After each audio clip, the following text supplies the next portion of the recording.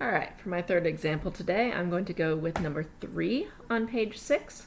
And once again, I'm going to use the sides first, and then I'll redo the proof using the diagonals. You can mix and match, use properties of sides and properties of diagonals interchangeably, as long as you go through the steps of first checking, is it a parallelogram, is it a rectangle, is it a rhombus, and finally, is it a square if it's both a rectangle and a rhombus. So, for this one, I've got my points graphed. When I find the side lengths, each of them, the distance formula includes an 8 and a 1. So JM goes over 8 up 1, so does KL. Both of those come out to the square root of 65. But if I go from J to K, I'm going down 8 and over 1. So that's 1 squared plus negative 8 in parentheses squared.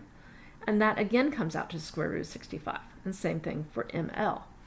So the opposite sides are congruent, but also all 4 sides are congruent. So opposite sides being congruent tells us it's a parallelogram, but because all sides are congruent, we can say it's a rhombus. We do have to check to make sure whether or not it's a rectangle, so we also want to look at the slopes. From J to M, it goes up 1 over 8. That's a slope of positive 1 over 8. Same thing for KL. From J to K, it goes down 8 and over 1 for a slope of negative 8 over 1. And same thing for ML.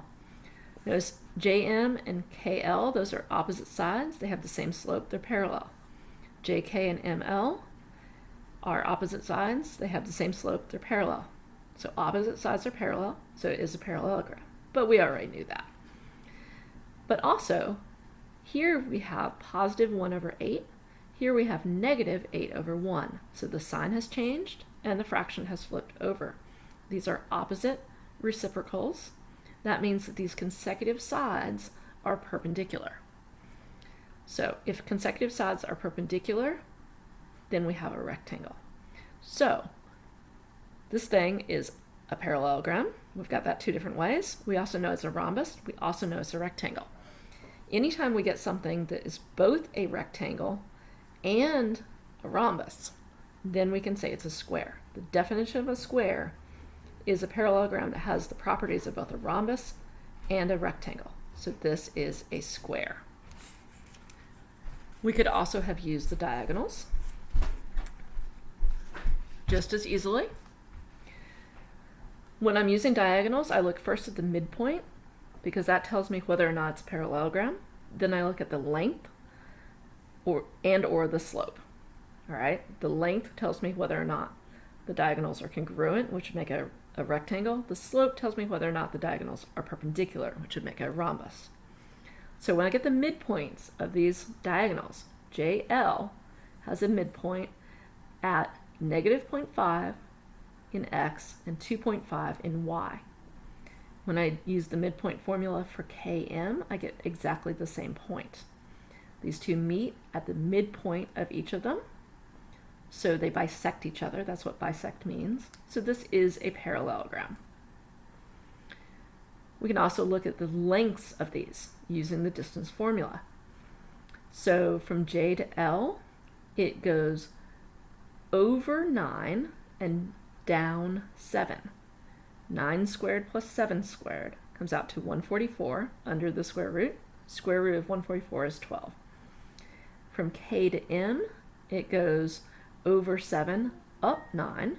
So 7 squared plus 9 squared, which is square root of 144, which is 12. Because these two are the same, we can say these two diagonals are congruent, so it's a rectangle.